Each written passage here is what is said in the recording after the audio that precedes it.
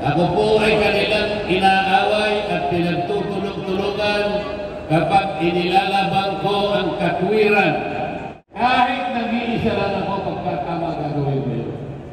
Basta tama, basta matuwid, basta totoo, lalaban tayo kahit saan tayo mabot. Unang-una po dapat natin gawin, ibaba natin ang presyo ng kuryente sa bansang ito. Ito po ang pangunahing layunin ng batas na ginawa ng Kongreso 23 taon na nakararaan. Ano po nakalagay doon?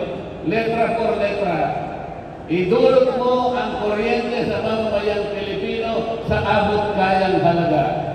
Alam naman ninyo, mas maganda po yung nagkikita-kita kaysa dun sa kami po sa Kongreso, nagkikita-kita kami. Ngunit nag-aaway-aaway lang kami. Ako po ay kanilang inaaway at pinagtutulog-tulugan kapag inilalaban ko ang katwiran. Hindi ko po maintindihan kung bakit gano'n ang ginagawa nila. Pati po yung hopya na hinakain ko, inaagaw pa po nila. Sabi ko, pupunta na lang ako sa Maynila, mas mabuti pang makita ko ang ating mga kababayan.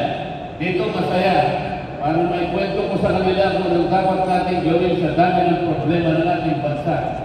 Napakarami po, kailangan natin tulungan ang ating naniniluno para sa ganoon ang kahirapan sa bansa natin ay mabawasan man lang kung hindi tuluyan maalis na natin. Ano po ang unang-unang dapat natin gawin para magawa natin ito?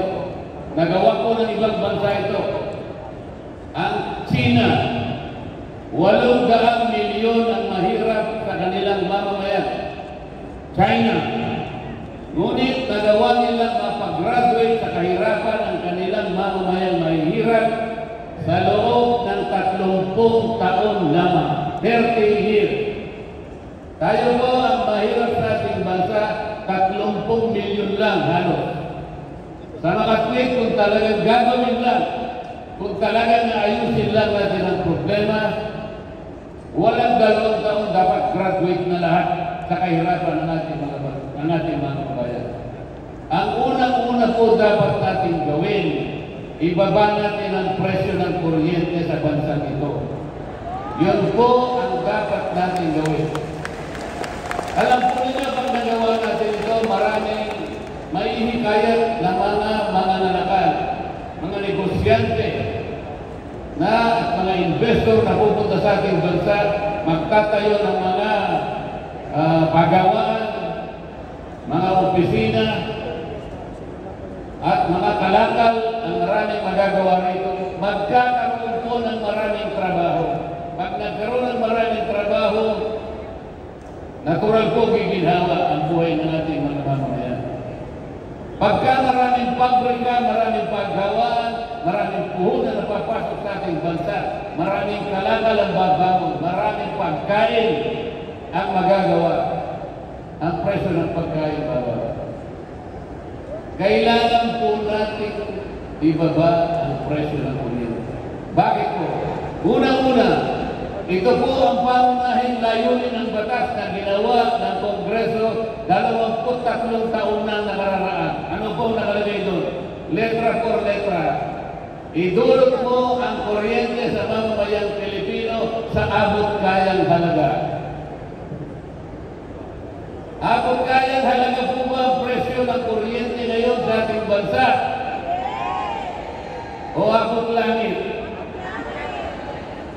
Gusto po ba niyong bumaba ang kuryente sa bansa? Mahina po yung sagot. Gusto niyo po ba talagang bumaba? Magagawa namin. Magagawa ko po. Pero hindi ko muna sasabihin kung paano ko gagawin. Nasa pagkat ayaw ko malaman ng kalaban, baka mamaya makapaganda pa sila. Pero magagawa po natin.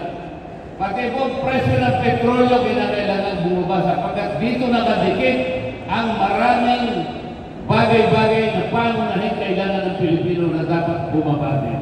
Kapag nagawa po natin ito, yun lamang ang paraan para yung pong kahirapan ay mabawasan lang natin kung hindi man tuluyan mawala. Nagawa po ng Thailand, nagawa ng Vietnam, nagawa Bakit hindi natin kaya gawin? Kaya po natin gawin. Kaya po natin gawin. Pero kailangan po tulungan ninyo ako. Kahit hindi po ako artista. Kailangan po ba ako mag-artista? Hindi na po. Kung kailangan po kahit kontrabida lang ako, kailangan po. Pero wag na po, wag na po. Walang nag-iisip kung paano ibang kuryente sa ating bansa. Parang hindi nila alam kung paano gagawin. Alam ko po kung paano ibang isip-isipin na lang ninyo. Pati ninakaw na kuryente kayo nagbabayad. Alam niyo po ba yun? Hindi po pwedeng mangyari yun sapagkat wala tayong kasalanan po.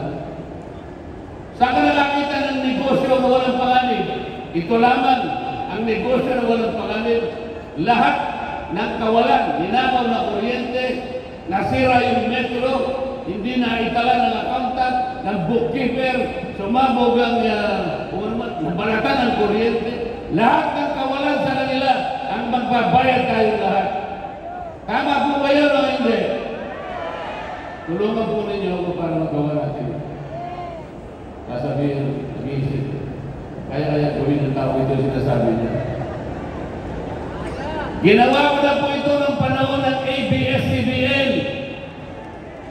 Marami pong pagkukulang, maraming pagkakasala sa Pilipino ang ABS-CBN. Hindi ko lang may kukwento lahat sa inyo. Napakaraming buwis ang hindi niya binayad sa ating bansa. Pati po yung inyong panonood ay pinagbayad kayo ng black boxes. Wala po sa kontrata yun. Walang gustong lumaban sa kanila. Sila ang pinakamalaki, sila ang pinakamakapangyarihan network sa bansang ito. Kahit isang senador walang lumaban sa kanila. Ako lamang po ang tumayo. Sapagkat kahit nag-iisa lang ako pagkatama gagawin ko yun. Basta tama, basta matuwid, basta totoo, lalaban tayo kahit saan tayo mapunta. Mga kababayan, maraming salamat po sa inyong lahat. Isa pong karangalan, isa pong pribilehyo ang makarating dito.